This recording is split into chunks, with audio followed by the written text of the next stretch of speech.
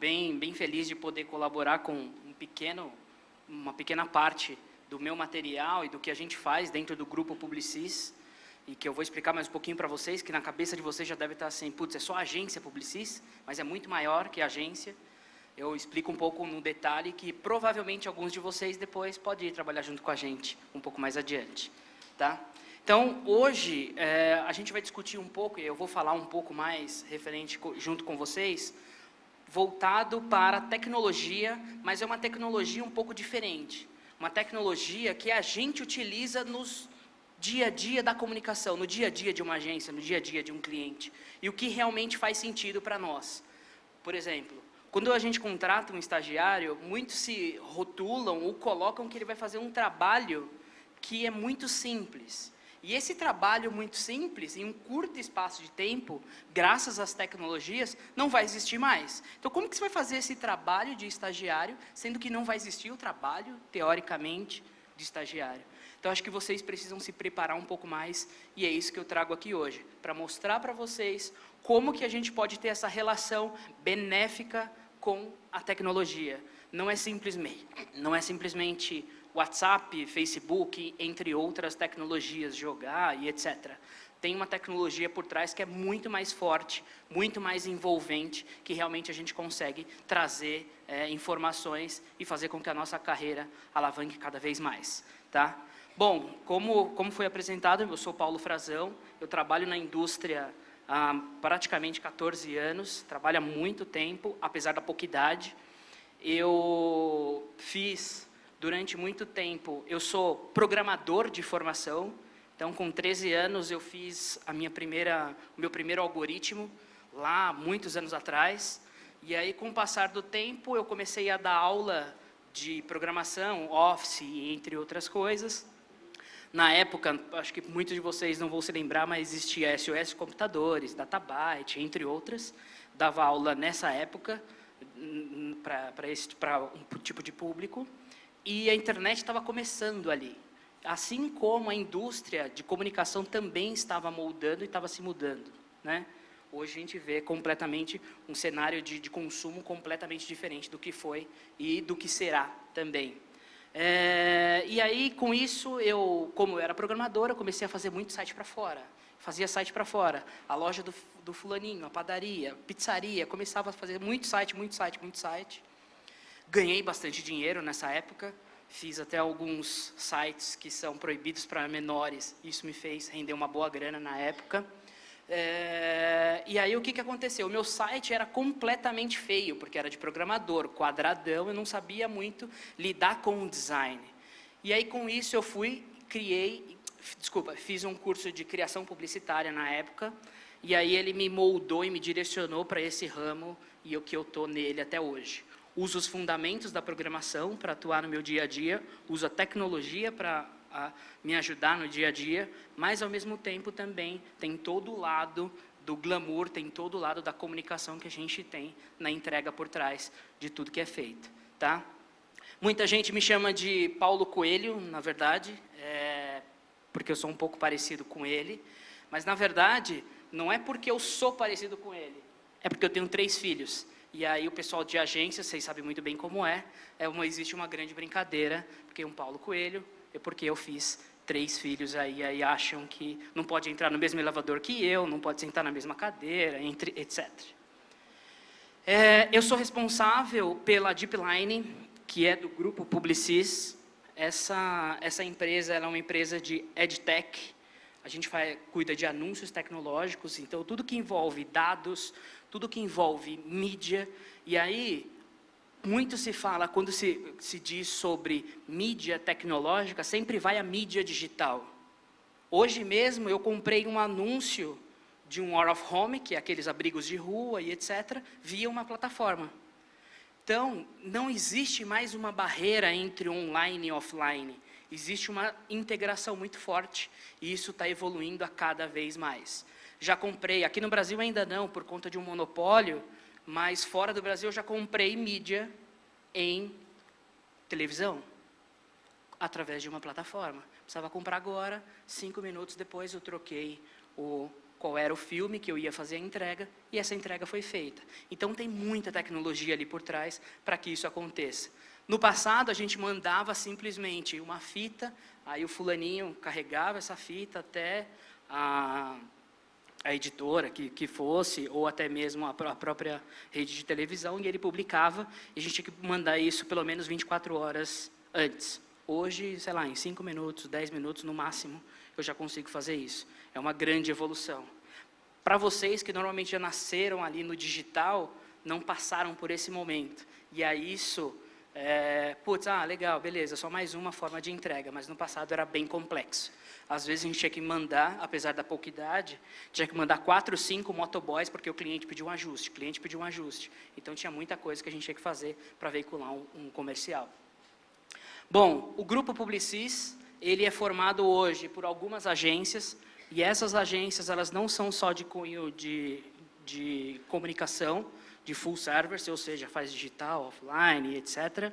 Então, tem a Deepline, tem a FNASCA, que acho que muitos de vocês conhecem, tem a Publicis, tem a DPZT, a Saper na G2, tem a Prodigious, tem a Léo Burnet, tem a Talent, tem a Spali, que é especializada em conteúdo, tem a Vivid Brand, que é live marketing, tem a One Digital, que a gente acabou de adquirir, na verdade, tem acho que uns 8, 9 meses, que adquiriu para o grupo, e tem a MSL, que também é uma agência de PR. Então, aqui a gente está com as maiores e as melhores, na minha opinião, as melhores e as maiores agências do país. E eu trabalho em conjunto com elas. Se vocês pesquisarem muita coisa sobre a Deepline, não vai existir. Se você entrar agora no Google, no próprio site da Deepline, não vai existir. Porque a Deepline, ela trabalha para o grupo, por consequência, ela trabalha para todas essas agências. Muitas vezes, se você interage, agora há pouco mesmo, tinha uma pessoa aqui falando sobre Renault. Renault é um cliente da DPZT que a gente faz uma atuação junto com o grupo, junto com a Deepline. Então, a gente está por trás, travando e ajudando e auxiliando essa tecnologia justamente por conta desse ambiente em transformação. Hoje, a coisa que mais se fala é transformação digital, transformação digital, transformação digital. Existem muitas iniciativas para transformação digital, mas quando a gente pega uma indústria ou pessoas que estão acostumadas a fazer uma determinada ação do mesmo jeito, você precisa ser um pouco disruptivo, você precisa conectar pessoas novas, você precisa trazer um novo ambiente para isso poder florescer. Tá?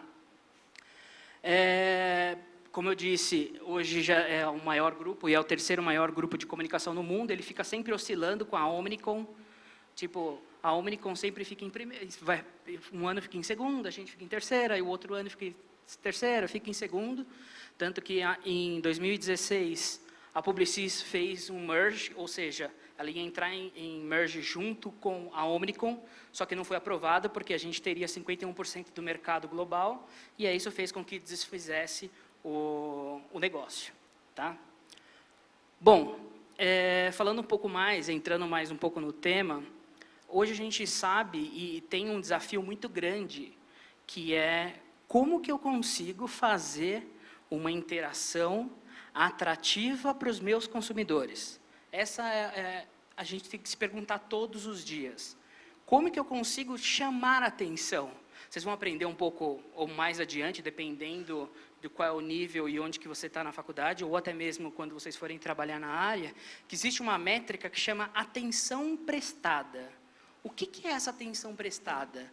É quanto tempo eu fico prestando atenção numa determinada mídia ou num determinado anúncio e etc. Isso é extremamente importante. Eu não posso divulgar aqui porque ainda a gente está fazendo alguns detalhes, mas a Deepline a gente fez um estudo que comprovava, através de neurociência, colocamos eletrodos dentro da cabeça de algumas pessoas, mostramos alguns anúncios, vai lá para o seu ambiente,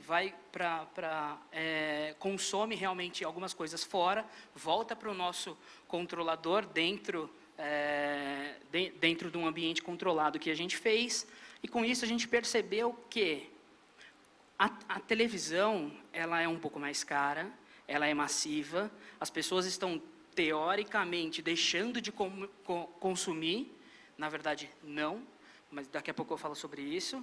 E aí, com isso, a gente percebeu que, para que a gente conseguisse, conseguisse trazer a mensagem, ter uma absorção das pessoas, daquela comunicação, daquela mensagem que a gente passou, o Facebook, por exemplo, e o Instagram, ele precisava de 23 impactos. 23 impactos, ou seja, você precisa impactar 23 vezes aquela pessoa para que ela conseguisse absorver aquela mensagem. E na televisão precisou de uma só. Então, assim, às vezes a gente tem que olhar algumas informações e se questionar. Entender que quando a gente está no nível de atenção prestada, quando a gente está no nível de foco, quando eu estou no nível de onde que é a melhor mensagem para o meu consumidor, a gente tem que tomar muito cuidado qual é melhor. Porque para alguns veículos eles vão ser os melhores, para fulano ele vai ser melhor, e cada taxa, e com o digital, cresceu-se muito as métricas. Antigamente eu comprava alguma coisa e era basicamente TRP e GRP, que é, depois vocês vão explicar, eu explico um pouco mais no detalhe, mas que era o TRP e o GRP, duas métricas únicas. Mapa de Hour of Home, que é, ou seja, eu vou colocar uma mensagem, uma publicidade em abrigos de ônibus ou em relógio de rua, por exemplo, não existia um mapa, eu não conseguia comprar um mapa. Agora, há 1 ano e meio atrás, foi criado um mapa para a gente poder fazer esse tipo de compra. O que eu quero dizer com isso? Que se eu tenho um consumidor, imagina que você quer vender alguma coisa, você quer vender um carro, por exemplo. Quando você quer vender um carro, a pessoa, ao mesmo tempo que ela está no seu notebook trabalhando, e aí ela tem uma dispersão, pega uns 5 minutinhos ali, vai ver alguma coisa, a televisão está ligada, o tablet está do lado, porque de repente o filho ou alguma coisa do tipo está conectado ali, e ela pega o celular para o WhatsApp. Então, todas essas informações você está pagando.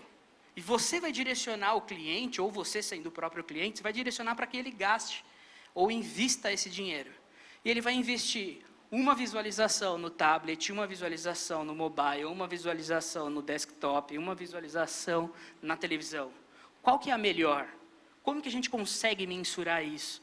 Então, não adianta a gente tentar olhar para essas informações e simplesmente coloca mais dinheiro aqui, coloca mais dinheiro ali, que vai dar certo, que eu estou fazendo uma cobertura maior no meu usuário. Isso não funciona mais. Você tem que olhar as informações e entender para onde que você vai tomar a decisão. O problema é como olhar essas informações. E aí um ponto que agora todo o mercado se fala é Big Data, Big Data, Big Data, Big Data. É uma coisa que existe muitas informações e você precisa de profissionais qualificados para direcionar. É a mesma coisa quando a gente vai dirigir um carro. Você não precisa saber que a combustão daquele carro é a base de X, Y, Z. Você precisa saber como que aquele carro funciona. Existem profissionais qualificados para poder falar sobre a combustão. Então, cada um tem o seu papel. E aqui nos dados, a mesma coisa. E aí a gente passa por um momento onde muitas informações, a gente acaba dando de praxe através do nosso consumo. Mobile é simplesmente hoje o maior fornecedor de informação, fornecedor de dados. Você tem hoje televisão, iPads, etc., as pulseiras, relógios, smartwatches, e aqui no Brasil ainda não tem. Eu até tinha, só que eu fui assaltado semana passada e aí eu perdi o meu anel. Eu tinha um anel que era um gadget, que ele mensurava tudo que eu fazia, óbvio, os passos e etc. Aí você pode perguntar, putz, mas você também tem um smartwatch. Mas ele me dava a saturação do meu corpo, se eu estava hidratado ou não, se eu poderia dormir com ele. Ele me dava, direcionava qual é o melhor horário para eu dormir e etc., de acordo com o meu dia. Então, assim, todas essas informações, elas são guardadas e armazenadas por alguém. Porque dentro do Facebook, dentro do Instagram e etc., a gente não lê todo aquele, simplesmente aquelas partes das regras, a gente vai lá e autoriza porque a gente quer utilizar. Mas ali tem muitas informações que acabam trazendo disso de benefício para eles fazerem um direcionamento de anúncios para vocês. Tá? Aí tem o que todo mundo diz, eu acho que meu celular ele escuta o que eu falo, o que eu converso. Dificilmente ele vai escutar o que você fala e o que você conversa. Primeiro que ele precisava entender a sua língua naturalmente, é muito difícil, não é simples. A gente vê até a própria tradutora do Google, agora que ela está um pouquinho melhor, mas é ruim ainda para poder fazer essa interpretação. Normalmente, o que a gente não vê é que quando você está conversando sobre um assunto, é um assunto que normalmente você vai pesquisar depois em algum ambiente. Você vai fazer uma pesquisa, você vai assistir um vídeo, e a partir de algoritmo ele vai te dando informações. E aí, por exemplo, eu cheguei ontem e falei com a minha esposa, putz, precisamos mudar, eu queria comprar uma casa, eu quero ir para uma casa, eu não quero mais apartamento, algumas coisas do tipo. E aí, depois, quando eu fui lá no meu computador, estava lá, olha, está aqui um anúncio, uma casa e etc. Então, assim, por que estava o anúncio?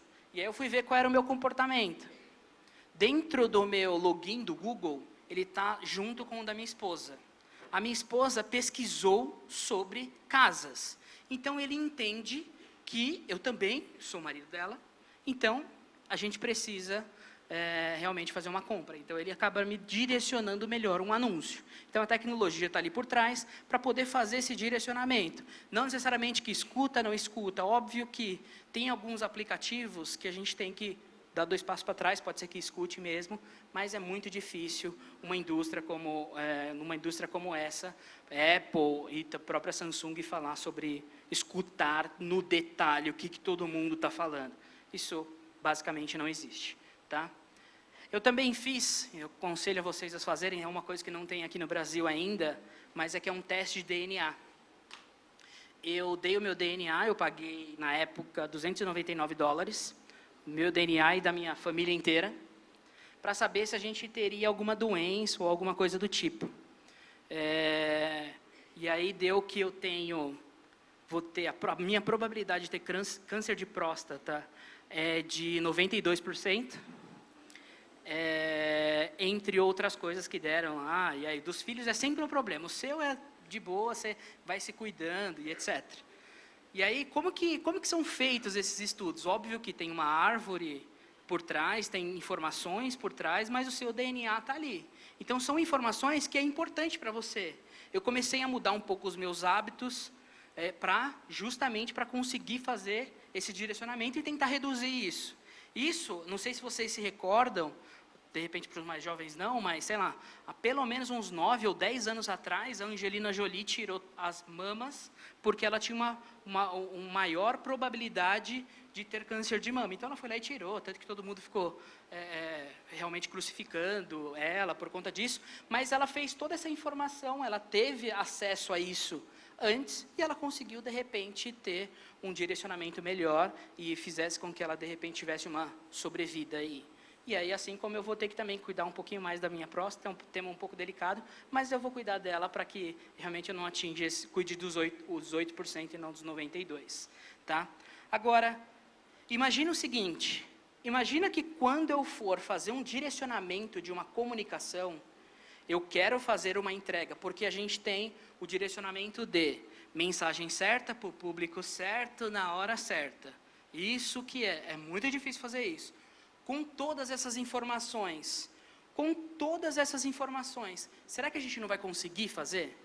Será que se eu souber que o Paulo, ele tem 92% de chance de ter um câncer de próstata, eu vou conseguir direcionar anúncios para ele, com maior qualidade de saúde, ou qualquer coisa no gênero, para que ajude ele, porque ele está mais propenso a engajar, a absorver esse tipo de conteúdo. E aí a gente entra dentro de um ponto que no passado, comprávamos e direcionávamos todo o investimento de clientes, ou até mesmo caso formos o cliente, a gente fazia esse direcionamento, baseado em pouquíssimas informações. São os dados demográficos.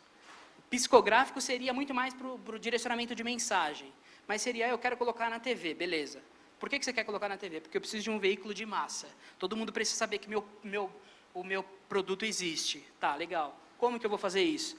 Eu vou fazer na praça tal, porque é uma praça X, mas ao mesmo tempo eu tinha pouquíssimas informações. Eu tinha informação de, beleza, quem consome esse tipo de conteúdo é uma mulher de 30 a 40 anos, ela compra online porque ela é versátil, ela é um early adopter, por exemplo, e ela mora em Minas Gerais. Então, segmentava ali simplesmente essa campanha, e aí, beleza, o RU funcionou, voltava lá o relatório de TRP e estava tudo certo. Só que hoje, existe muitas mais informações, graças à forma com que a gente interage com os meios digitais e a forma com que também a gente está interagindo com o meio como um todo. Então, a partir do momento que eu balanço o meu braço, o meu smartwatch, ele sabe que eu estou balançando o braço. E aí ele começa a entender, e aí o algoritmo dele, putz, será que ele está fazendo algum exercício físico?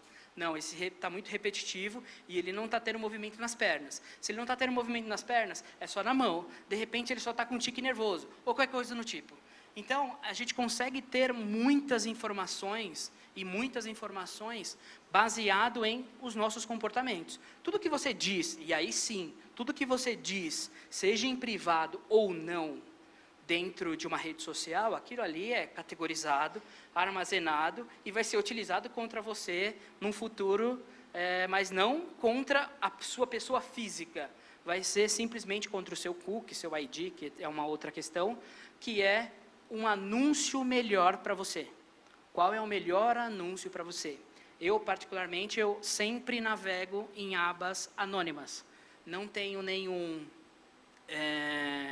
não faço login, então, por exemplo, se eu entrar aqui no meu Chrome, não vai ter lá o meu login, porque a gente tem, não, fica mais fácil, e etc.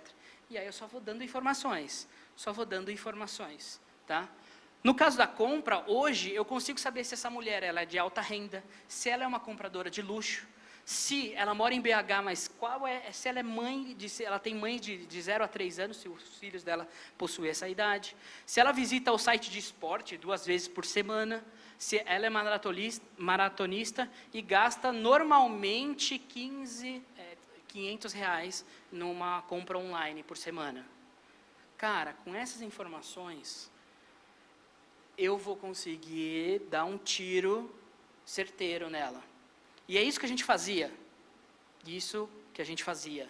Eu simplesmente ficava lá paradinho, beleza? Aquela pessoa, ela quer aquele vestido, daquela cor, daquele jeito, porque amanhã ela tem uma festa e eu tenho no estoque, eu vou conseguir fazer essa entrega. Dava um tiro de sniper, mandava qualquer tipo de comunicação para ela, a pessoa ia lá, clicava e comprava.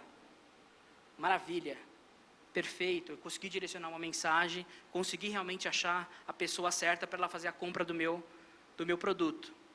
Só que a gente se esqueceu de um mero detalhe, que depois eu vou detalhar um pouquinho mais para vocês, que é, quanto mais assertivo você for, aquela pessoa ela vai consumir aquele produto, ela não vai falar com ninguém sobre o produto, porque ela já comprou o produto, e aí você vai deixar do princípio básico da nossa área e da indústria inteira de comunicação.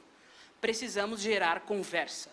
As pessoas precisam conversar sobre a nossa publicidade. As pessoas precisam conversar sobre as nossas informações, sobre o nosso produto. Se as pessoas não conversam, a gente vai vender num curto espaço de tempo para aquele target que já existe. Depois, morre o produto. Eu não consigo escalar, eu não consigo vender mais. Assim como, se a gente fizer a gente tem uma coisa na mídia, que é uma questão de frequência 3+. A partir do momento que eu tenho uma frequência 3 e a pessoa tem aquilo na mente, porque ela viu várias vezes e etc., quando ela vê várias vezes um determinado anúncio, ela começa a identificar esse carro na rua. Nossa, tem Jeep Renegade agora para tudo que é lado. Não sei se vocês viram, até o antagonista na época, que eu até esqueci de trazer esse slide, mas o antagonista na época, ele colocou: Jeep Renegade tá batendo o pernilongo lá, o da chikungunya, que eu esqueci o nome dele. Por quê? Porque todo mundo estava vendo, porque a gente gastou muita grana para colocar o Jeep no Brasil. E essa do antagonista ter feito isso e etc., a gente que pagou. Então, ajuda ainda mais, entra dentro de uma estratégia para poder a gente conseguir direcionar os nossos consumidores. Tá? Obviamente que, se cada gesto, cada informação, eu estar parado, eu não estar parado, eu estar comunicando, qualquer coisa que eu faça dentro de qualquer ambiente que está na internet, ele gera dados, ele gera informação.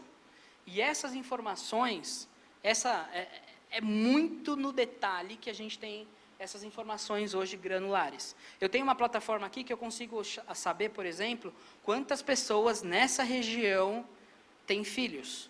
Quantas pessoas nessa região torcem para o Corinthians, apesar de não estar muito feliz com o Cássio. Mas quantas pessoas estão contra o Corinthians? Ou seja, existem diversas plataformas que conseguem pegar o máximo de informação. Por isso que hoje existe uma lei, que essa lei agora está sendo entrada em vigor, que é o LGBT, sei lá, desculpa, gente. Mas é uma lei que está vindo agora para o Brasil, de proteção de dados, mas assim, ela é bem delicada, porque quem fez não entende muito de tecnologia, a gente não conseguiu ter discussões com eles, eu fui o representante através do Grupo Publicis na época, para poder falar sobre isso, mas eles não querem simplesmente ouvir as informações. Porque hoje, só para vocês terem uma ideia, se eu comprar uma informação da Globo.com, que a Globo.com captura uma informação do meu usuário, a própria indústria, sei lá, de repente eu compre algo para a Renault, isso vai fazer com que a gente pague uma multa, sendo que foi o veículo. Enfim, tem várias informações que a gente tem que tomar muito cuidado. Obviamente que a gente precisa de tecnologia para gerenciar tudo isso. Então, a gente traz uma mudança, e aí vem uma mudança ultra significativa dentro do nosso mercado, que é o quê? A gente sai de um pensamento de compra. Por que mídia? Porque tudo que a gente compra vai para a mídia, e a mídia é a interface com o nosso target, a interface com o nosso consumidor. Então, a gente sai de uma compra editorial, onde eu vou comprar simplesmente por volume e por audiência, e eu faço uma compra por audiência segmentada.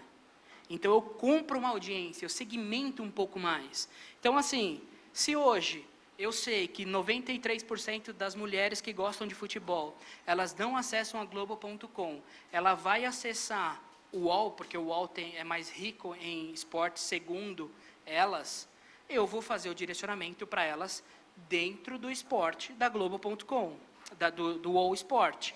Só que na Globo.com eu vou negativar todas as mulheres. Porque eu também já não entrego, eu vou entregar só para os homens num local e vou entregar para as mulheres em outro, mesmo sendo a mesma comunicação, o mesmo território a ser associado e etc. Então, a gente tem que estudar e direcionar muito as nossas entregas a partir da audiência. Eu vou detalhar num exemplo para vocês, porque assim, hoje, a compra por audiência, ela está super em alta, mas existe uma associação de conteúdo e associação de território muito importante. Por exemplo, hoje o YouTube diz que ele é muito maior do que qualquer televisão, do que qualquer canal e etc. Realmente ele tem números muito expressivos, mas você não tem certeza qual é o canal que vai ser veiculado aquilo ali. Você consegue saber que é esportes. Mas só para vocês terem uma ideia, sei lá, você pega um vídeo que alguém está fazendo uma bomba em Israel num carro esportivo, isso para ele é considerado como esportes. Como que negativo é isso? Como que a gente consegue trazer esse lado da tecnologia para realmente nos beneficiar nesse âmbito? E aí o Google está tentando trazer isso, mas a gente, como indústria, já fizemos muitas coisas. Muitos dos nossos clientes já direcionaram para não comprar o YouTube globalmente, como a Procter, Unilever e etc., que a gente fez isso justamente para poder fazer com que o próprio Google direcione e compre e dá essa alternativa para nós.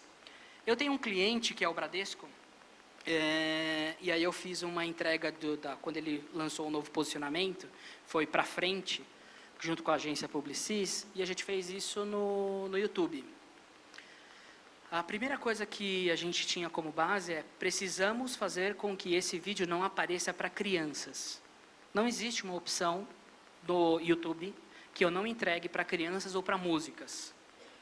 Nossa, mas toda aquela tecnologia que eu consigo entregar ultra segmentado, eu não consigo fazer?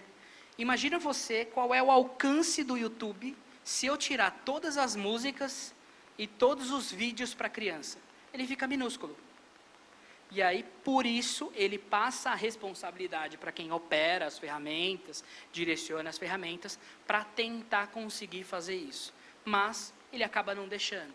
Então, aí tem um outro lado da indústria, que aí acaba dando a informação de um lado, mas do outro também ela está coletando, porque ela precisa realmente fazer as receitas que ela deseja. Tá? Mas, basicamente, assim, o que é o mais importante? Fazermos e direcionarmos toda a nossa compra para audiência segmentada. E não simplesmente dar um tiro de canhão. Tiro de canhão hoje não vai existir mais. Quando vocês estiverem trabalhando, então, acabou. Tá? Vou passar esse vídeo só para vocês verem e entenderem um pouco mais do que eu estou falando sobre tecnologia e sobre esses consumidores.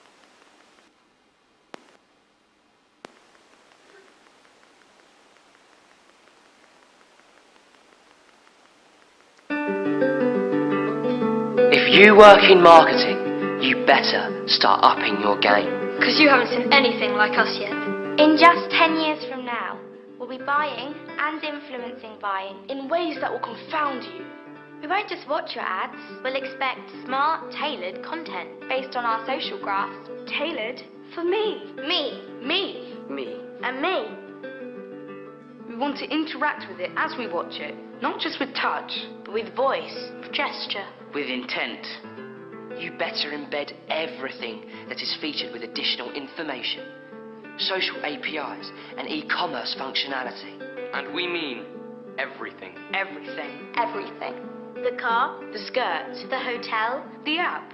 Because we expect to double tap on anything to get more information. Don't worry. You'll offset the cost by on-selling any leads to those data aggregator type companies. We'll spread it through our networks. And co-create with you. and when we do buy, there are normally more of us than there are of you. We can change your business in one trade, as long as the deal is on. Augmented reality will be the new reality. AR apps will almost function like special skills to help us navigate reality more effectively. You wait and see what the iPhone of 2021 looks like. The clue is in the name. And you better get used to paying us. Our browsing, influencing, and purchasing data. Will make some of us pretty rich. But don't overstep the mark, otherwise we'll block you. Mass blocks kill brands overnight and keep you up all night. So if you work in marketing, You better start upping your game. Because you haven't seen anything like us yet.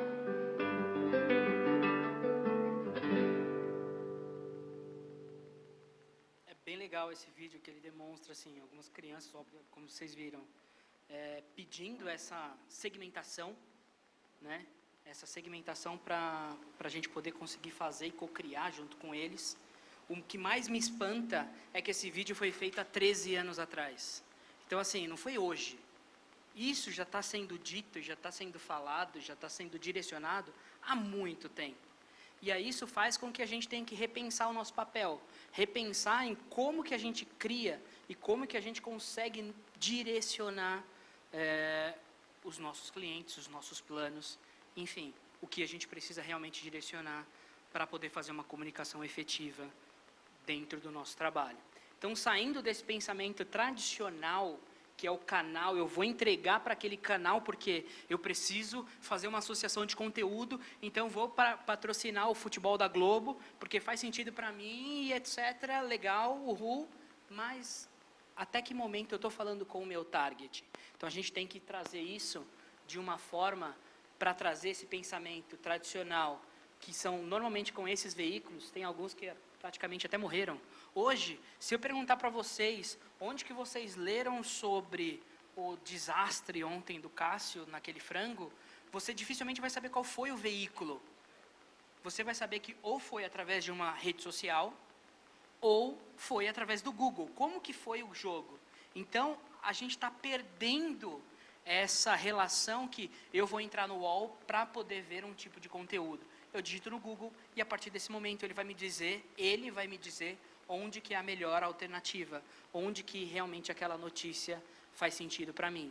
E alguns anúncios são pagos, outros não, mas não vem ao caso. Essa forma de consumo mudou-se completamente. E aí, segmentando um pouco mais a nossa mensagem, que é isso que é o importante hoje, a gente traz 3 enormes e grandes players, que é o Facebook. Facebook não é só o Facebook, tá? Ah, mas o Facebook não é bacana, porque agora minha avó e etc. está lá, eu não quero mais estar lá. Mas o Facebook, a indústria Facebook, que é o WhatsApp, que é o Instagram, entre outras, que agora eles vão para uma criptomoeda e etc. Mas essa indústria como um todo. O próprio Google. O Google, sei lá, 8, 9 anos atrás, era uma maravilha para mim. Porque ele me dava todas as informações que eu queria de graça. Cliente, sabe quantas pessoas entrou na sua loja hoje? Tantas. Quantas venderam? Tantas. E eu achando magnífico dar todas essas informações para o Google. E aí, depois disso, ele volta e diz, a partir de agora, para você ter um crescimento de 5% de market share, você precisa investir mais 10 milhões aqui, dessa forma e desse jeito. O que acabou acontecendo com a nossa indústria? Esses 2 players principais, porque a Amazon está chegando agora, pelo menos aqui no Brasil, esses 2 players hoje, eles simplesmente dominam o negócio. O papel da agência, principalmente como agenciadora, eu vou achar as melhores alternativas para o meu cliente.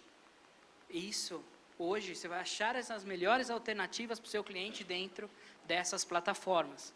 Então, acaba tendo essa relação entre agência, veículo e o cliente, ela está um pouco diferenciada. Por isso que, se você lê hoje, em muitos locais, está falando que os clientes eles estão internalizando cada vez mais as agências, estão criando suas in-houses e etc, etc, etc. Porque o papel da agência, aos poucos, ele está caindo em desuso, justamente por conta de nós, que a gente deu essa abertura para eles. No passado, eu não vivenciei isso, mas no passado, quem recebia, por exemplo, um comercial de algum veículo, era realmente de gerente para cima e etc. Hoje em dia, manda o estagiário para poder fazer receber uma proposta, que aquela proposta faz sentido para o cliente. Não desmerecendo o estagiário, mas de repente ele não tem a visão que aquela proposta pode dar a oportunidade necessária para o cliente naquele momento. Eu acho que sim, tem que participar, ele precisa participar, mas também que os gestores, etc., participam junto com ele.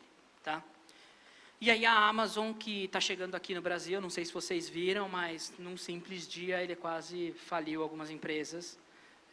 B2W, Magazine Luiza, e todas elas simplesmente caíram 5 bilhões de reais em um único dia, quando ela anunciou aqui o Prime no Brasil. Aí muita gente vai falar, putz, nada a ver isso aí e tal. Não sei se vocês viram qual é o consumo do Prime fora do Brasil, mas assim, simplesmente você consegue ter uma compra de graça, a entrega de graça, você ganha algum Prime Video, você ganha até alguns livros, mas é pouquíssimos, mas você ganha isso. E o brasileiro adora esse tipo de coisa. Você compra uma coisa e ganha outra, é uma maravilha aqui. E aí, no passado, eu ouvi dizer, óbvio, por conta da indústria, por conta do próprio grupo, que a Amazon tentou comprar o Mercado Livre, porque a Amazon não passa de um Mercado Livre 4.0. Porque o Mercado Livre a gente pensa que é só coisas velhas, etc. Isso é coisa do passado. O Mercado Livre vende muitas coisas legais. E hoje, só para vocês terem uma ideia, ele na América Latina, ele é a empresa com maior índice de tecnologia. Então, ele já está realmente muito bem preparado. Então, ele está querendo brigar com um amigo aí, mas o amigo aí, ele tem realmente uma força muito forte, porque ele tem um valor, ele tem um propósito de levar o preço mais barato para os consumidores de uma forma extraordinária. Nem que ele perca lucro, nem que ele não tenha receita, ele vai fazer. Então, quando ele entra no mercado, ele realmente faz isso e acabou. Eu tinha algumas ações, não sei se vocês fazem isso, mas se não, recomendo. Eu tinha algumas ações da Magazine Luiza, que durante os últimos 3 anos eu comprei e ganhei bastante dinheiro com ela. E aí eu vendi, sei lá, tem 1 mês e pouco, quando surgiu a fala que a Amazon Prime ia vir para o Brasil. Eu vendi e aí, graças a Deus, eu consegui economizar alguma grana, porque as ações foram lá para baixo. Isso de olhar a ação, de entender como funciona esse mercado, de entender como que é esse processo, no fundo, que é o processo de troca, é muito importante. É muito importante para a gente saber a sazonalidade de venda, como que é o meu apelo dentro da minha mensagem. E tudo isso vai estar lá por trás. Então, são todos os dados que hoje, num reporte, você exporta uma informação e você tem esse tipo de dados. Isso faz com que você consiga direcionar cada vez mais e melhor a sua entrega. Tá? Bom, dados. Eu falei muitas vezes sobre dados, só para separar um pouco. Existem formas, se você pesquisar no Google, Wikipedia, cada livro, cada um vai ter uma forma de poder falar sobre dados. Eu acho isso legal. Porém, para mim, o que me ajuda no dia a dia é simples e fácil essa definição. Dados é um conjunto de informação quantitativas ou qualitativas, categorizadas ou indefinidas, porque pode ser que a informação seja indefinida, podendo ser organizada ou não. Então, todas as informações, um nome, me dá seu nome para isso, para isso, para isso. A partir disso, essa já é um dado, já é uma informação, que ela pode ser categorizada dentro de um banco de dados. Por exemplo, quando eu entrei aqui, me pediram meu nome, meu RG, tiraram uma foto. Provavelmente, para poder fazer um cadastro, que esse cadastro, numa próxima vez, esse cadastro já exista. Mas isso é uma informação morta. Eu guardei uma informação para se eu quiser consultar um dia. Será que isso não poderia ficar um pouco mais rico? E depois mandar uma mensagem para mim de alguma outra forma, e etc. Existem hoje sistemas que fazem isso. Mas, o que eu quero dizer é, o dado, ele está agora em volta de tudo. Antigamente, quando a gente fazia publicidade, eu simplesmente fazia uma pesquisa, aí, a partir dessa pesquisa, não, beleza, eu já entendi que 50% dos meus consumidores querem produtos dessa forma, 30% para essa e 20% daquela, então eu vou escolher essa, porque faz mais sentido para aquilo, e etc. Faço uma pesquisinha de campo, e etc. Isso morreu? Não, não morreu. Isso agora é só um dado dentro da análise.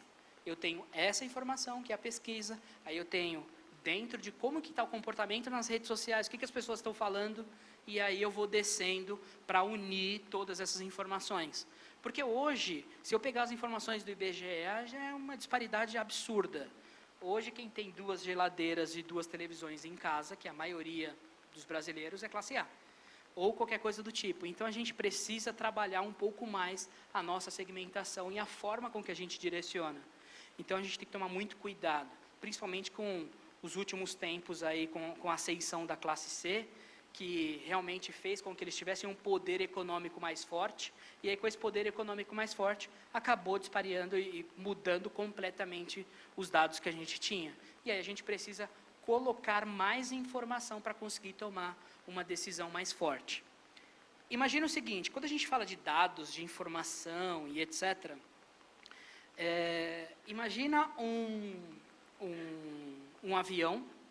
Um avião, na Segunda Guerra, tem até um estudo que fala sobre isso, que ele voltou, acho que a cada 100 aviões que voltavam, todos tinham tiros nas asas, na parte da frente e na parte de trás. Mas onde fica o piloto ali, não tinha tiros. O que foi feito? Mandaram para alguns estudiosos, falaram assim, putz, a gente precisa colocar um pouco mais de força, a gente precisa colocar realmente uma platina ou alguma coisa do tipo contra esses tiros. A primeira coisa que foi pensada foi, vamos colocar onde a gente toma mais tiros. Vamos colocar nas asas, porque a asa é o prioritário. Vamos colocar um pouco mais na frente, que é realmente onde ele consegue fazer o balanço do avião. E aí um matemático na época, ele falou, não posso colocar aí. Eu tenho que colocar exatamente onde veio poucos tiros. Ali onde o piloto fica. Porque se os aviões que chegaram aqui, praticamente todos, não têm tiro ali, significa que, se eu atirar ali, provavelmente ele não consegue retornar. Se for na asa, ele dá um jeito, como todos esses outros fizeram. Então, o que é importante nisso? que às vezes, numa análise de informação, de dados, etc., o dado mais relevante é o dado que você não tem. É o dado que você vai interpretar de uma informação que você tem. E aí entra dentro de várias discussões, por isso que precisa realmente de especialidades para poder tocar isso. E aí, o que aconteceu na minha indústria? O que aconteceu na indústria de comunicação? Eu nunca vi tanto engenheiro sendo contratado por agências de publicidade. Agora tem engenheiro químico, isso e aquilo, e agora é data science, e é motherfucker, e aí tudo, um monte de coisa. Por quê? Porque a forma com que nós, de humanas, olhamos as informações são completamente diferentes do que um engenheiro olha. Ele olha simplesmente, isso é padronizado, segue desta forma, deste jeito. E aí a gente acabou trocando publicitários e marqueteiros para engenheiros e etc. Só que ao mesmo tempo, o que aconteceu? Eles são, como que eu posso dizer de uma forma tranquila, um pouco coxinha. Porque para eles 1 é igual a 1, 2 é igual a 2, e nós, o 2, ele pode ser floreado, ele pode ter um coração, ele pode ser pequeno, pode ser grande, e etc. O que aconteceu? Acabou que a gente tem, sim, uma parte que está trazendo informação, que a gente tem essas informações, tem esse direcionamento, só que a gente olha para ele e fala, beleza, é isso. O cliente, ele não vai conseguir vender mais esse carro. Por quê? Porque agora o pessoal está pensando em mobilidade e ninguém quer comprar mais carro. Tá, os dados dizem isso, mas o que a gente pode fazer? A gente pode, de repente, trazer a inovação, porque nunca se precisou tanto de inovação. E aí você traz, por exemplo, uma DPZT, trazendo o filme da Caverna do Dragão, que eu não sei se todos viram, mas Caverna do Dragão, para quem tem um pouquinho a mais de 30 anos, fez parte da nossa infância, que é um vídeo que realmente é um desenho que fez parte da nossa infância. Então, isso trouxe uma emoção, e isso fez com que o Kwid vendesse muito mais do que outros carros. Coisa que o engenheiro, ele não vai olhar para isso e vai ter esse direcionamento. Ele vai simplesmente falar que agora as pessoas não querem mais comprar esse tipo de carro e ponto final, porque não faz sentido eu pagar 45, o mais top é 50 pau num Kwid, sendo que 50 pau eu consigo comprar outros carros. Então a gente tem essa disparidade que nós da indústria, a gente já percebeu isso. Então, não adianta eu ter só engenheiros. Agora eu tenho outros lados. Para vocês terem uma ideia, hoje as pessoas que eu mais contrato são bibliotecários. Pensa numa pessoa que é bibliotecária. Onde que ela vai trabalhar? Ela vai trabalhar numa biblioteca, quase não existe mais. Ela vai estar ali paradinha, porque ela sabe muito bem como segmentar, como fazer, e sabe muito bem como fazer essa interação. E agora, porque eu trago essa pessoa para cá, ela já tem esse mindset, já sabe fazer a estruturação, e eu coloco esse outro peso da emoção, da qualidade da informação, da mensagem, etc., que ela tem uma absorção melhor do que os engenheiros. Então, a gente vai testando para realmente fazer esse direcionamento. Tá? Vou dar um exemplo para vocês, só para simbolizar isso que eu estou dizendo. Imagine o seguinte, imagine um momento de targeting. Tá? Esse momento de targeting é uma venda de um carro. A pessoa acessou o Google, ela chegou lá, google.com.br, e pesquisou preço. Eu quero saber um preço de um carro, aqui no exemplo é o Etios. Aí ela chegou até o site, apareceu lá, nossa, o Etios tem várias coisas e tal, é super bonito, tem um design inovadorzíssimo, e aí entrou dentro da página do Etios. Depois, quando ela entrou dentro do site, ela começou a navegar. Eu fui ali, vi o preço, vi qual eram os melhores diferenciais dele, e por consequência eu acabei vendo fotos, vídeos, etc. Ou seja, numa pequena análise de dados, eu olho para essa informação e falo, beleza, esse cara vai comprar esse carro. Ele é super quente. Ele vai ali e vai fazer de tudo para poder trazer essa informação para ele. Numa publicidade normal, o que é feito? Eu vou seguir esse cara para onde que ele for, que é o remarketing. Que você vai lá no tênis da Fit, por exemplo, acabou sua vida. Ele vai, uma hora você tira o pé do sapato lá, ele está lá embaixo da Fit. Mas é porque faz sentido, ele é uma hot lead, que a gente chama, que é uma pessoa realmente um consumidor ultra para nós. Mas só que aí ele fez um pouco a mais ainda.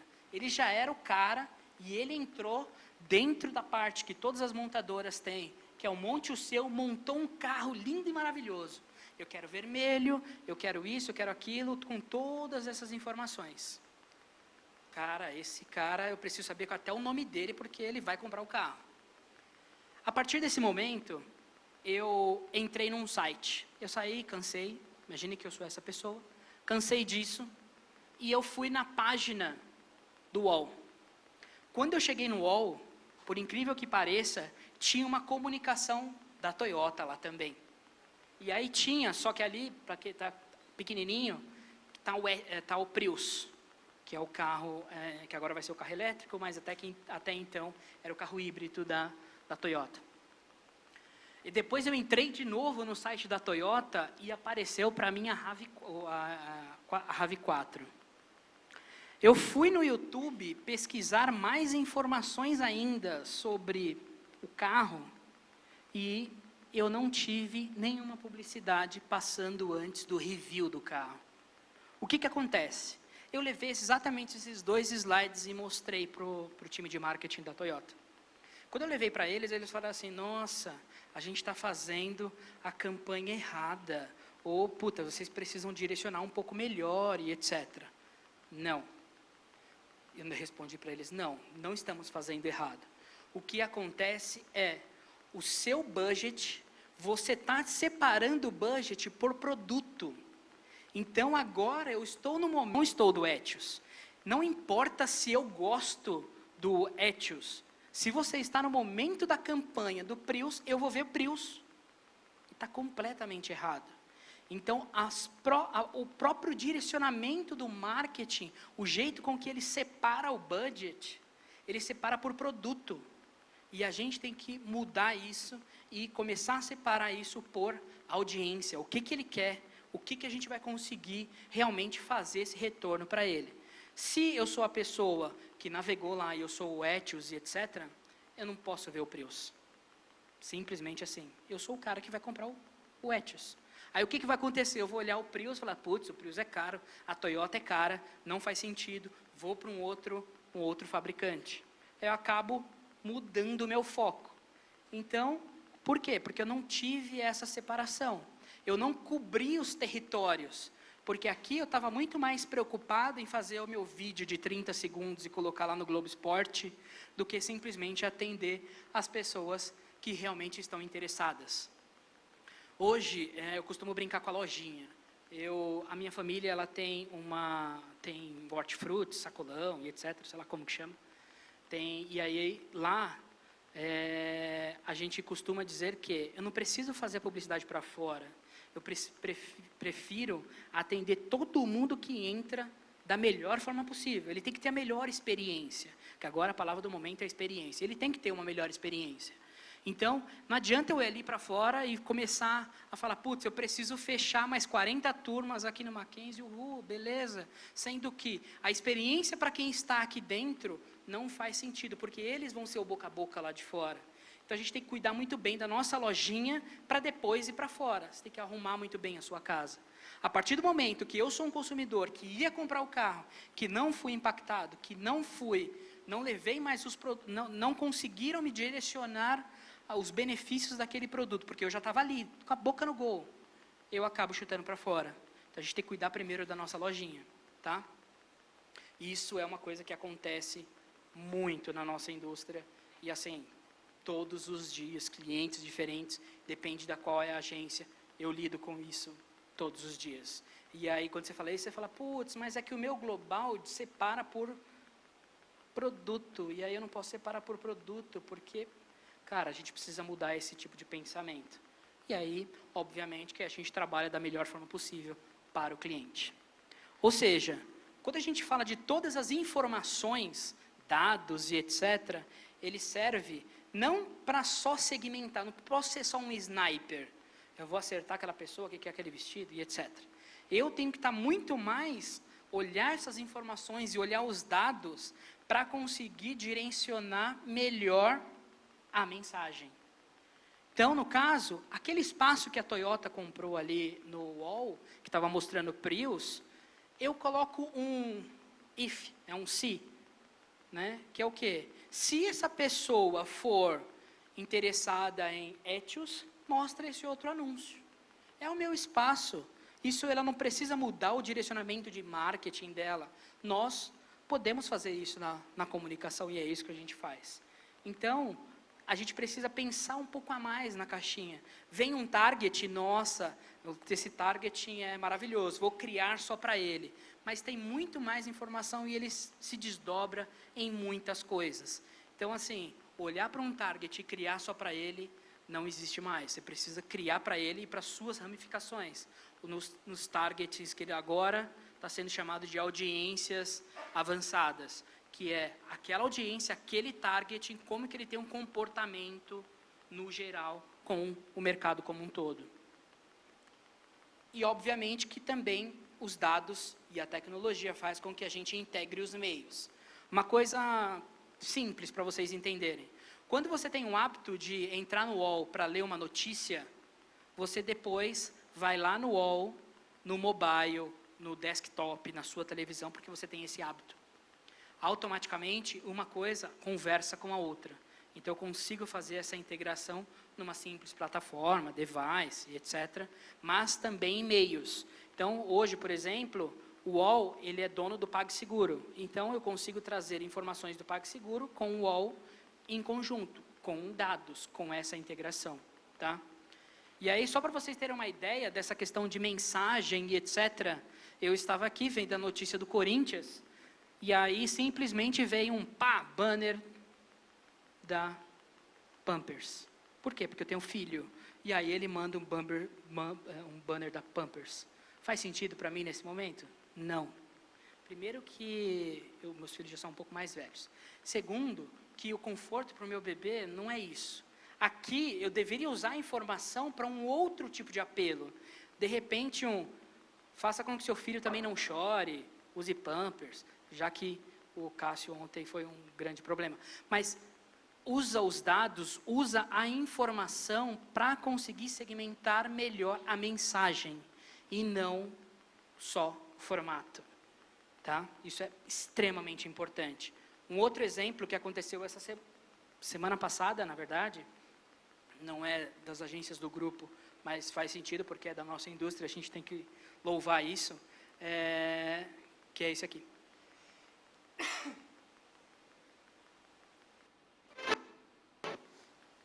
Boa noite, Brasil! Eu, o Cartoloco e a Bárbara estamos aqui hoje para um lançamento incrível. Hashtag menos nunca mais. Já repararam como a gente paga mais por cada vez menos? Bora desacostumar. Então vamos desvendar esse mistério em 3, 2... Ah, Cartoloco. Mas tudo bem. Esse é o novo Onix e esse é o novo Onix Plus. Que ele é lindo, tá na cara. Vamos ver o que ele tem pra gente? Pessoal, vocês estão vendo esse QR Code aqui embaixo, né? É só mirar a câmera do celular aqui para continuar assistindo nossa transmissão, beleza? O motor a turbo combina performance e economia e faz até 17 km por litro. Olha o espaço que tem aqui atrás. Além da grande novidade, tem Wi-Fi dentro do carro. E funciona com uma beleza. O carregador também é sem fio, é só encostar. E o novo Onix tem esse monte de novidade e você não paga nada mais por isso. Então é isso, galera. Menos nunca mais. Aproveita, vem ficar com a gente, vem pra live.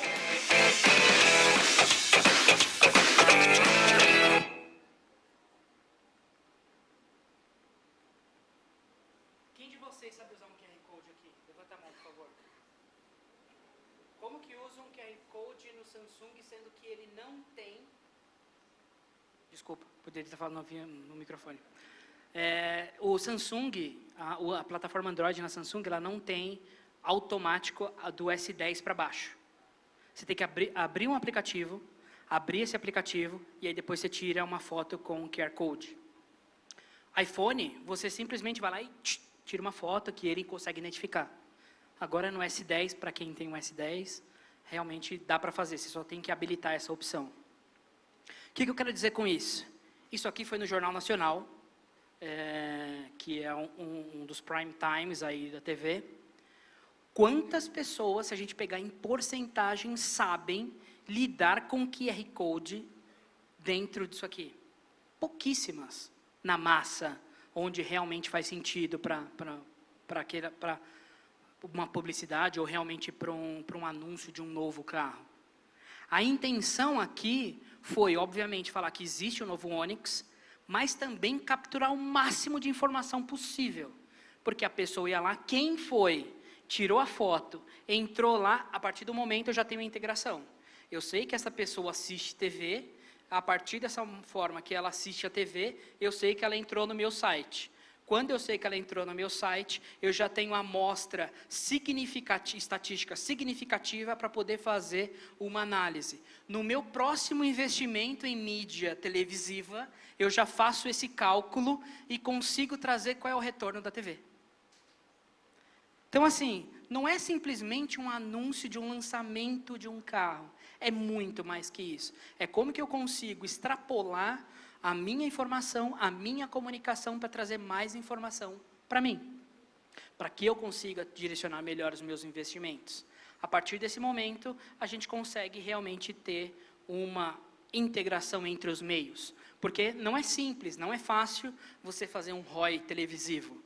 No passado até fazia, porque não tinha tantos meios para poder fazer a interação. Então, você colocava hoje, sei lá, 10 milhões de investimento na TV, daqui a 2 semanas você sabia se conseguia vender mais. A partir desse momento, a pessoa investe 10 na TV, investe um pouco no YouTube, um pouco no Google, Facebook, tem interação, conversa com aquilo, então você não sabe o que realmente influenciou.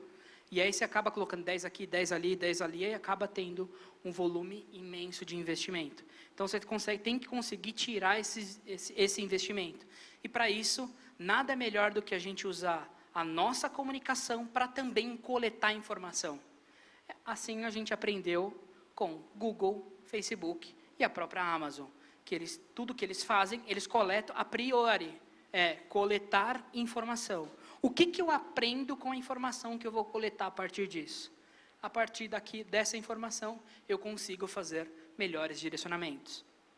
Só para vocês terem uma ideia, tem um outro grupo, que é o grupo Dentsu Aegis aqui no Brasil, que é dono da Isobar, NBS, entre outras agências.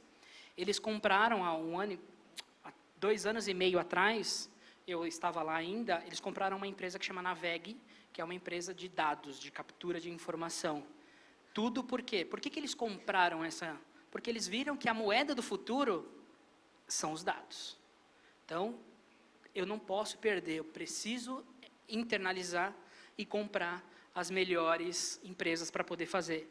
E aí, graças a Deus, o grupo na qual eu trabalho, ele comprou uma empresa que chama Epsus, que é a maior fornecedora de dados, coleta de dados e tem os melhores profissionais do mundo, que foi a maior aquisição de um grupo de comunicação até hoje, que foi 4,3 bilhões de dólares.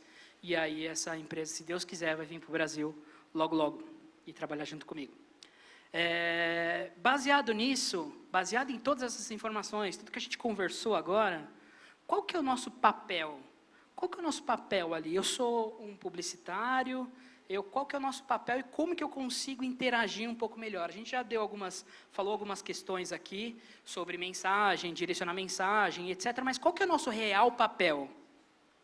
E aí extrapola um pouco mais a indústria. Qual que é o nosso papel perante a tecnologia, com as informações e dados? Tudo que a gente joga para fora, eles estão capturando. Nosso principal papel é resolver problemas.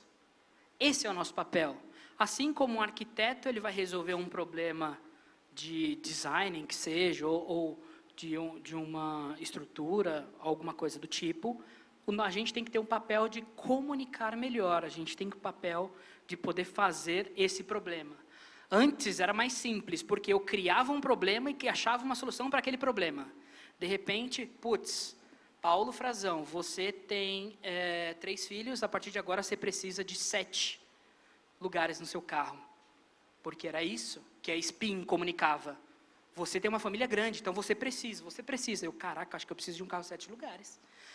Preciso disso. Mas aí depois, quando você vê, você precisa num curto espaço de tempo. Você vai precisar ali, quando você precisa carregar a cadeirinha, ou no máximo o carrinho. Só depois, quando de repente começa a chegar os agregados, aí você precisa de um carro um pouco maior, que aí é só lá para os 13, 14 anos, se Deus quiser. Mas a gente vem com o nosso papel, que é um papel de resolver problemas. Quando eu falo resolver problemas, tem problemas que não existem solução.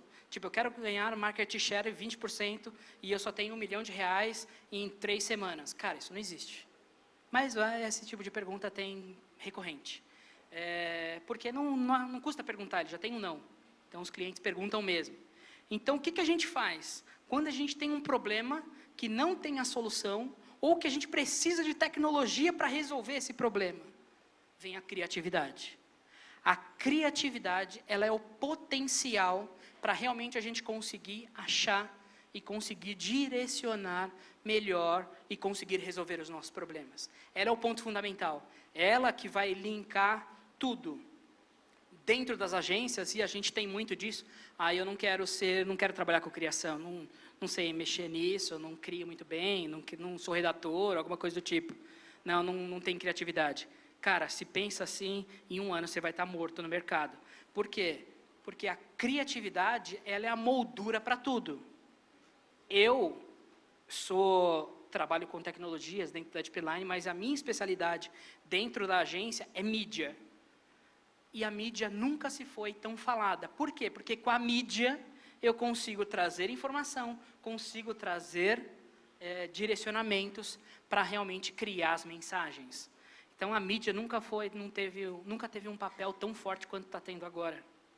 E a gente ainda ganhava bastante brinde, hoje em dia não mais. Mas ok. A forma que a gente pode classificar os problemas são de 2 formas, tá? Primeira forma, são 2 formas a gente pode classificar qualquer tipo de problema, seja um problema de comunicação ou não, tá? Então, primeira forma, problemas que um computador consegue resolver e problemas que o computador não consegue resolver.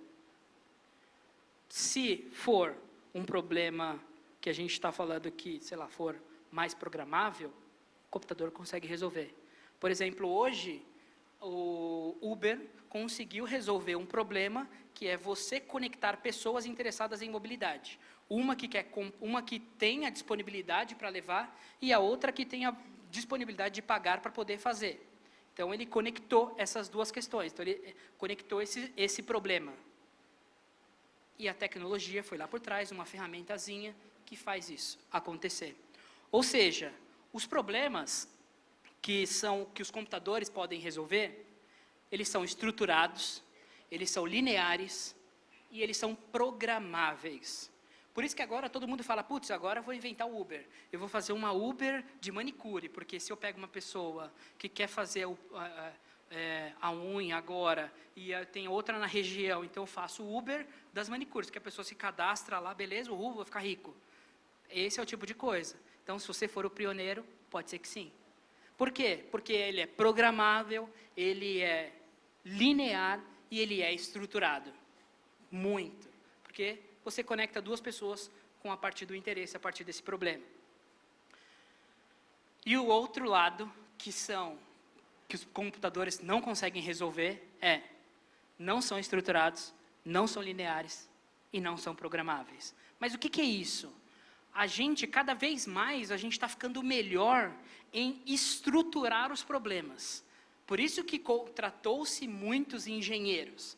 Olha, pega esse pacote, segmenta aqui, bonitinho, organiza, vai, dá play e funciona. Ou seja, eu estruturei um problema, eu coloquei ele da forma que uma máquina consegue resolver. E aí, a partir do momento, aí ferrou, né? Mas, algo a mais ainda. As máquinas, elas estão cada vez mais evoluídas com inteligência artificial e etc.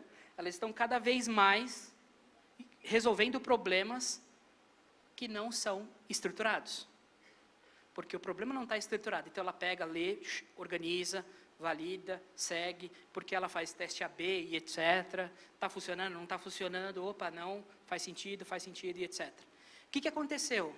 Então, assim, imagine o meu papel, vou fazer uma comunicação, eu entro dentro de um sistema, ou que seja um algoritmo, alguma coisa do tipo, que ele simplesmente consegue estruturar um problema e dar qual é a solução baseado em histórico. Eu tinha uma equipe de mais ou menos acho que 60 pessoas que compravam mídia. Hoje eu preciso de 10 pessoas. Por quê? Porque hoje eu tenho uma inteligência artificial por trás para poder fazer essa compra mais qualificada. Hoje, humanamente, sei lá, imagine que uma pessoa consegue fazer 20 otimizações por dia. Uma máquina consegue fazer 1000 em um único dia. Então, é muito mais que isso. Aí, a gente pega coisas como um robô hoje, ele pode dirigir um carro. Eu fui para São Francisco e foi bem legal, assim, porque eu fiquei lá um tempo, e aí, quando eu estava lá, eu vi o carro do Google andando sem gente dirigindo. Achei bem esquisito, porque ele tem autorização para veicular e para andar lá em São Francisco. Não são muitos, mas agora são 10 carros. E quando eu vi, eu achei muito estranho. Mas faz parte da realidade. E hoje, tanto que quando ele bateu lá, na época, foi um humano que pegou a direção. Então, a gente olha para um caso como esse e fala, putz, 90% dos acidentes são causados por erro humano. Porque a gente quer chegar mais rápido, a gente quer furar um farol vermelho e etc. A máquina ela não vai pensar nisso.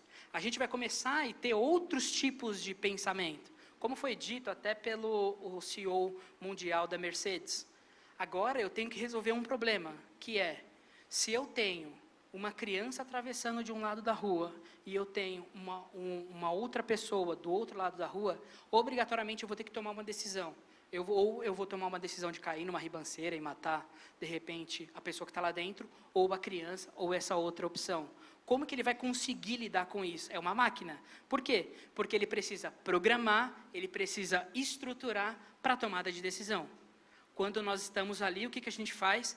A gente vai se embanar todo, se duvidar, a gente consegue matar todo mundo e ainda morrer. Mas uma máquina pode ser que, dependendo da forma com que você programe, a gente consiga ter bons frutos ali. Então, basicamente, não fudeu. Por que não fudeu? Porque a gente precisa otimizar e fazer um direcionamento melhor do nosso tempo. A gente precisa gastar um pouco de mais de tempo, não só dando dados e informações para todo mundo, mas a gente precisa também colher dados. É o passivo e o ativo. Quando você compra uma casa, a partir daquele momento ele é um passivo seu, não é um ativo. Ele não vai te render dinheiro todos os dias.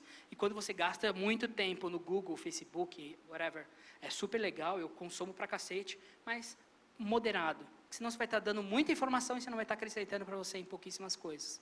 O que eu quero dizer com isso?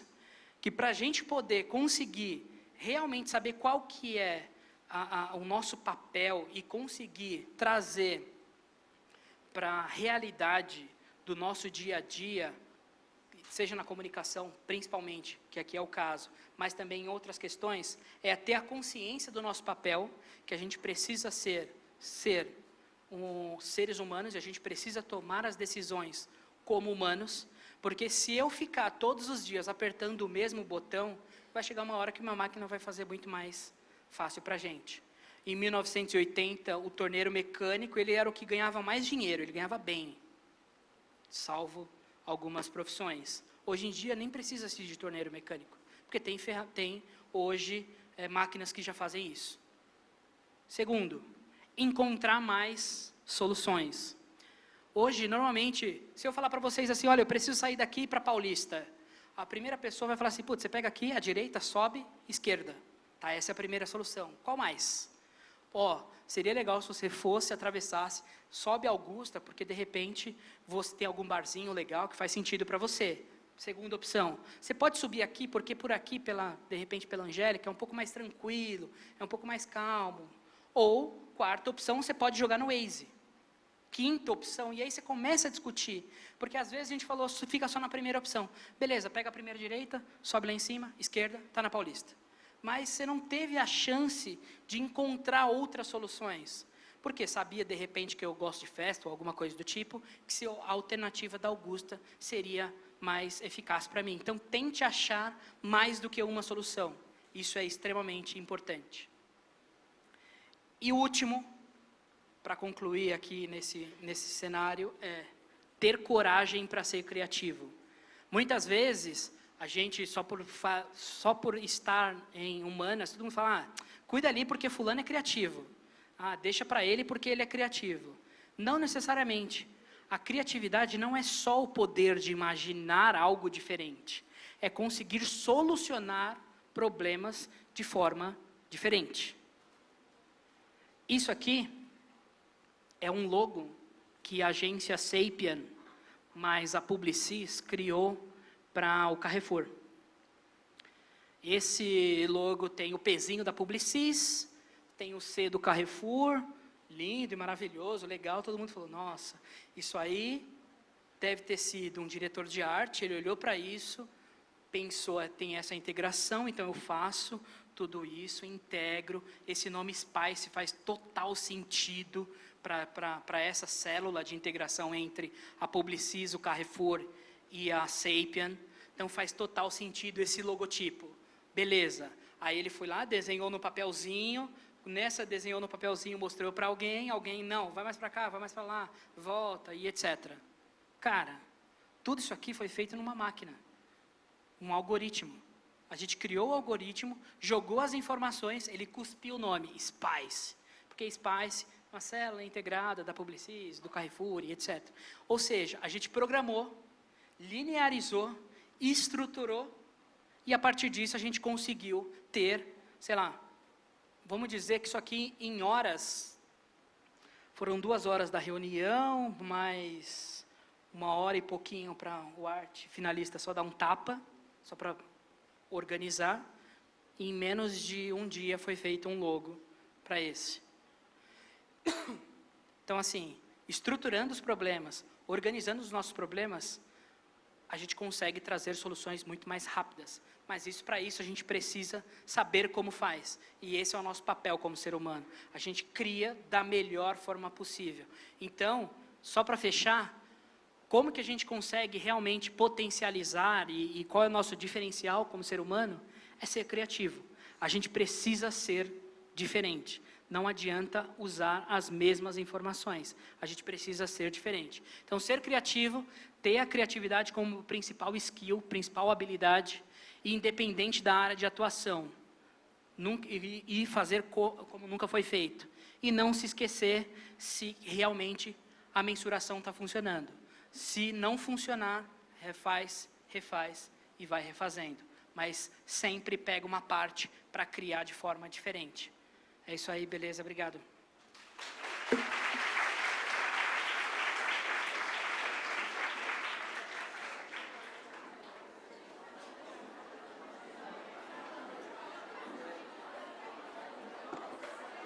Oi, nós vamos continuar, tá?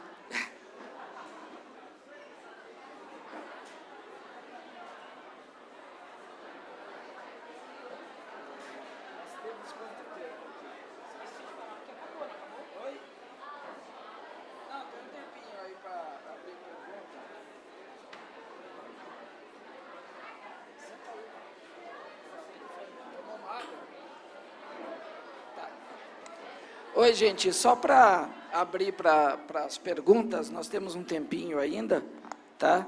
Aproveitar aqui a presença do Paulo, porque ele traz uma discussão assim que é muito interessante, na realidade é fundamental, né, para nós que estamos trabalhando com comunicação, que é discutir essa relação homem-máquina, né, essa relação humano, tecnologia, que eu acho que está na base de toda a discussão dele. Ele trouxe alguns conceitos interessantes para a gente pensar, porque quando se fala em inovação, né, e logo no início o Paulo falou em inovação, normalmente se associa a inovação à tecnologia, e isso é o senso comum. Se sair aí fora e perguntar para as pessoas, me fale o que vem à sua cabeça, quando eu digo a palavra inovação, provavelmente tecnologia digital que vai vir. E quando se fala em criatividade, normalmente se pensa no humano, né? Você tem a coisa da imaginação aí atrelada. E na realidade, são conceitos que estão totalmente ligados e completamente relacionados. Então, nós temos que entender o aspecto de inovação no ser humano e nós temos que entender o aspecto de criatividade na máquina, né? A partir do momento que nós podemos pensar em uma máquina que funciona dentro de uma organização não linear, né? Exatamente, exatamente. Só para vocês terem uma ideia, um grande cliente nosso, ele pediu para que a gente tivesse uma cobertura X num determinado mercado, no ambiente digital. E quando a gente levou para ele, ele falou assim, cara, a gente não precisa fazer nenhum tipo de ação, você só precisa mudar a sua relação na sua venda. E aí isso fez com que na agência quebrou-se também um paradigma, porque a remuneração da agência, quando se cria campanhas, quando se cria veiculações em mídia, mas no fundo o que o cliente precisava não era isso. O cliente precisava de uma melhor interação entre os vendedores e o consumidor. E aí isso foi ótimo porque ele fez, e no começo foi delicado porque não teve nenhuma receita para a agência, mas depois, por consequência, a gente ganhou muitas outras contas daquele cliente. Então, assim, essa relação entre achar qual é a criatividade, achar com que essa relação entre humanos é fundamental, tem que ser a priori para tudo. Bom, então eu vou abrir as perguntas. Você fica com esse aqui para responder?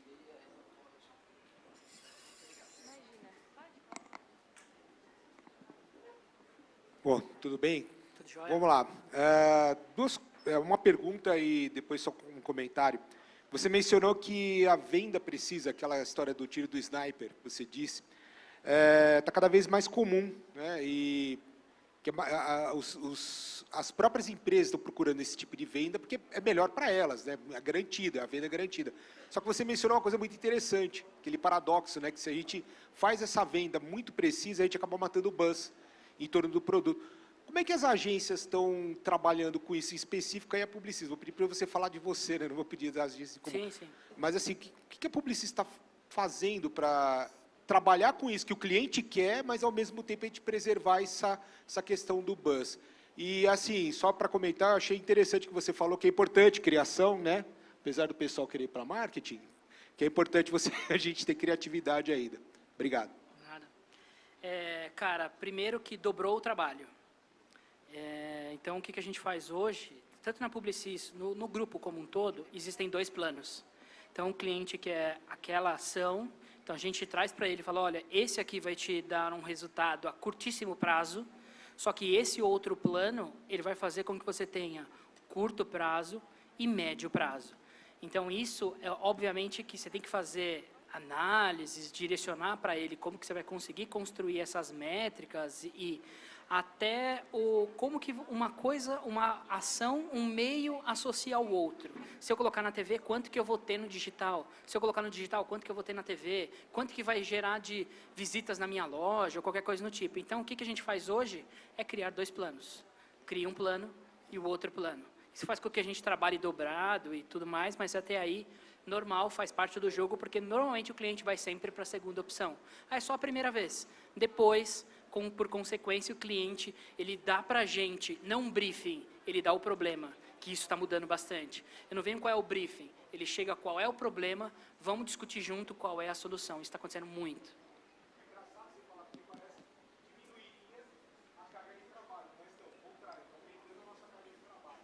Exato, porque você acaba fazendo com que a carga de trabalho aumente, obviamente, mas com trabalhos que realmente façam sentido. Sei lá, a gente tinha hoje uma média de 96% das ações que a criação e que qualquer agência levava para os clientes não era aprovada. Todas aquelas ideias mirabolantes que nós temos, etc., não é aprovada pelo cliente, porque não tinha conexão com o negócio dele. A partir do momento que você tem essa conexão, que você consegue gerar esse buzz, você consegue sim fazer com que venda e o cliente fique feliz e que também a gente consiga criar e trabalhar melhor no dia a dia. Também tem uma pergunta, acho que até para linkar um pouquinho com o assunto, em relação ao papel da criação. Então, eu achei muito interessante quando você comenta o caso do Etios com o Prius. E, realmente, trabalhei no marketing durante anos e tem essa história do global e as campanhas por produto. E qual seria, então, talvez, o papel da criação do ponto de vista de ter peças ou campanhas que pudessem ser mais coringa e se adaptassem melhor ao público, independente do momento da campanha, para ter realmente essa flexibilidade para conseguir atender o cliente? Como é que a criação estaria ou já está sendo preparada para isso? Recentemente, o Nick Law, que hoje ele foi para ser o criativo da Apple, ele era do grupo Publicis, e lá a gente sempre defendeu a questão de que não existe mais big idea. Ou seja, eu não vou criar uma ideia e essa ideia vai ter que ser veiculada para todo mundo. A partir de agora, eu vou criar ideias diferentes para cada tipo de público. Então, isso faz com que o papel da criação ele seja renovado, porque ele vai criar com mais informações e não é simplesmente com um estralo. Tudo bem que tem um momento eureka, que é um momento meio que de abaixar a bola, que está o processo de incubação da ideia, faz parte, mas, ao mesmo tempo, hoje, você precisa criar muito mais do que antes. E aí, hoje, você tem ferramentas como DCO, que é de criativos dinâmicos, ou seja, eu testo hoje, qual que funciona melhor? Saiba mais, venha para a loja, veja qual é a informação, testo para diferentes públicos. E aí, de repente, para homens, funciona mais o saiba mais, para as mulheres, veja, clique, veja aqui, ou alguma coisa no gênero. Então, agora, é testes e teste, assim. E readaptação constante. Porque antes a criação, o que ela fazia? Ela criava a big idea, dava, primeiro o planejamento direcionava, olha, vamos por esse caminho. Aí a criação, nossa, esse caminho é lindo e maravilhoso, criado dessa forma, a mídia criava. E aí depois da campanha, olha, não deu certo, na próxima a gente ajusta. Agora, uma semana de campanha, criação não deu certo, vamos lá outra, e aí vamos outra. Tanto que agora a gente tem 4 linhas, dependendo do cliente, obviamente, tem 4 linhas criativas. Uma vai ser a principal e as outras a gente vai testando para ver se tem mais aderência. E aí, com o passar do tempo da campanha, a gente sobe uma ou outra. Então, boa tarde, obrigada, né? Todos nós aqui agradecemos. A minha questão tem relação com a Lei Geral de Proteção de Dados. Vocês já estão pensando como compatibilizar, né, toda essa dinâmica, né, da data, né, dessa reunião de dados com a nova Lei Geral de Proteção de Dados? Sim. Essa é a minha dúvida, porque eu estou bastante preocupada de como isso vai acontecer em tão pouco tempo. Na verdade, os mercados de fora já foi um grande problema. E aí a gente trouxe as boas práticas globais do grupo, porque já foi implantado em outros locais, mas, ao mesmo tempo, vai ser um grande problema aqui para os clientes, especificamente. Porque, para nós, da agência, a gente já está mais arquitetado com essas informações. Então, você compra informações de veículos. A partir desse momento, você tem uma carta ou algo no tipo jurídico com o veículo, que ele não tem direito de pegar algumas informações, então você acaba se blindando disso. Mas os clientes ainda não estão nem preparados para isso. Assim, eu tenho um amigo que ele é advogado, e ele foi para fora e ele é especializado em dados digitais. E ele falou assim, cara, estou trabalhando feliz de domingo a domingo, porque o custo da minha hora passou em mais de 1000%, porque ninguém é especializado no Brasil e poucas pessoas fazem. E aí, o próprio cliente, ele não guarda a informação, ele deixa as informações na mão de terceiros. E tem algumas plataformas, como a Adobe, por exemplo, ela tem plataformas riquíssimas para você consolidar o dado. E para você não aferir e não ter nenhuma política de dado dentro disso. Só que a plataforma custa, sei lá, 60, 70 milhões de dólares. Não são todos os clientes que estão isso no bolso para poder pagar essa grana. Então, assim, é um problema e cada dia que passa vai ser um problema maior. Assim. A gente se blindou. Eu faço parte do comitê dentro do grupo, a gente entrou em contato para ver o que a gente conseguia fazer como mídia, mas, ao mesmo tempo, simplesmente a lei tem que ser assim, utiliza dessa forma e todo mundo tem que acatar e ponto final. Então, daqui um tempinho aí só vai ser bastante multa distribuída, isso é certeza. Nenhum cliente hoje para dizer que nenhum, um cliente hoje ele está bem estruturado, ele está se encaminhando com um cronograma, etc. Todos os outros que eu lido com todas as outras agências, eles não estão estruturados para essa lei ainda.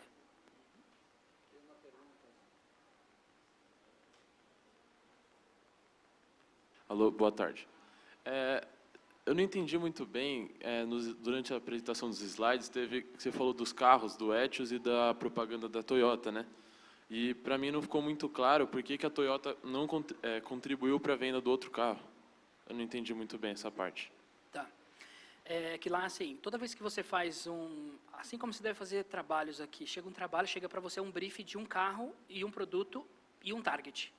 Só quando você coloca para veicular, não é assim que funciona. Porque você não tem o poder de segmentação, ou simplesmente, imagina você hoje falando para o seu professor e falar, olha, eu não vou usar esse 100% de budget, porque 5% eu vou usar para um outro carro, porque faz mais referência para essa audiência. Ele vai falar assim, você está louco, você tem que gastar o 100%. Não, não vou gastar 100%, tem que gastar 95%, porque 5% faz sentido. E esse foi o caso levado para a Toyota. Então, não complementa, porque o budget direcionado era o 100% para aquele carro, e não para a cadeia como um todo. Tanto que agora o mercado vai mudar um pouco de autos por conta de mobilidade, etc., que as pessoas já pesquisam, já deixaram de pesquisar em categoria de carro. Carro de entrada, hatch, etc. Se você pensar em hoje sedã, tem um monte de sedã que você não consegue saber qual é a diferença. Qual é a diferença de um City e de um Onix? Você tem um Onix de entrada, que é 50 e pouquinho, você tem um City que ele chega a 99. Só que com 99 você já consegue comprar um de entrada, um Civic, por exemplo.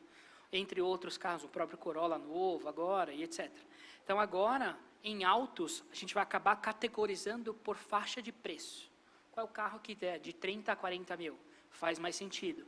Porque as pessoas também, hoje, quem tem 70 mil reais, por exemplo, para comprar um carro, ela pode escolher em comprar uma Santa Fé, que custava 130, 140, 2 anos antes, porque faz mais sentido do que eu comprar um City ou alguma coisa no gênero.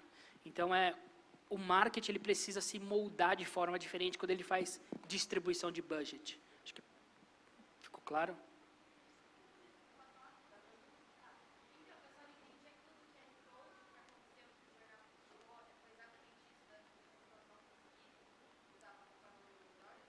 Ali teve algumas questões. Por exemplo, a Globo ela tem uma coisa muito forte que é com o editorial. Ali, ela mostrou um lançamento de um carro dentro de um editorial. Já tem uma coisa que já é inovadora. A segunda coisa eu poderia colocar aquele comercial pastelão. Nossa, chegou o novo carro e etc. Com o QR Code, eu chamei as pessoas offline, de uma forma offline, para me interagir comigo de uma forma digital. Porque quando ele dá um clique com o QR Code, eu consigo saber, essa pessoa viu a publicidade na TV e essa pessoa chegou no meu site e montou. Então, aí com isso você consegue saber qual é a interação entre os meios. Como que a relação entre da TV com o digital. Chega a captar informação se a pessoa tiver disponibilizada dentro do próprio site. No site, a única coisa que categorizava era, essa pessoa viu a publicidade na TV. Porque esse era o objetivo. Não era, pra vocês terem uma ideia, a Chevrolet lançou um carro, e esse carro, o principal objetivo não era só a venda, era capturar informação para ela conseguir organizar melhor os investimentos dela. Isso é realmente inovador. Parece para muita gente, é só um QR Code. Não, tem muita coisa por trás ali, que depois a agência vai ter que fazer todo esse direcionamento, aí vai ser um grande problema. Talvez nesse caso faltou no teaser, antecedendo o comercial, dando uma expectativa de a pessoa preparar sua tentativa, um teaser de 10 segundos, uma primeira posição do break, e sair na última posição. Pode ser. Sim, se prepare, daqui a pouquinho a gente vai ter alguma coisa. Aqui agora está acontecendo bastante, principalmente no domingo. De manhã no Globo Esporte fala, olha, veja agora no Fantástico, não, comercial do Fantástico. Aí o Faustão fala a mesma coisa. Quando você vê, aí chega lá, tem essa preparação. Pode ser que seja isso, resolva. E aí é vivendo e aprendendo. Na próxima, faz isso, vê qual foi o resultado. Ganhamos 10% a mais de pessoas integradas. E aí vai fazendo sentido. E aí, sim, sim. Fora, a gente já tem uma integração muito forte, porque eu consigo comprar via plataformas. Então, eu consigo comprar uma Fox, por exemplo, via uma plataforma de mídia programática. Mas isso está começando a acontecer. A gente tem, infelizmente, a gente tem um monopólio aqui a nossa forma de consumo de TV, ela é muito diferente de qualquer outro lugar. E, a partir disso, criou-se um pequeno monopólio ali, por conta de Globosat, é tudo da mesma indústria. Então, se eles se renovarem, 90% da indústria se renova. Se eles não se renovarem, a gente fica pausado por enquanto. E hoje eles estão realmente querendo fazer essa inovação. Isso é muito benéfico para nós, né? Faz bem para a indústria. Obrigado, gente. Valeu. Bom, agradecer mais uma vez o Paulo, tá?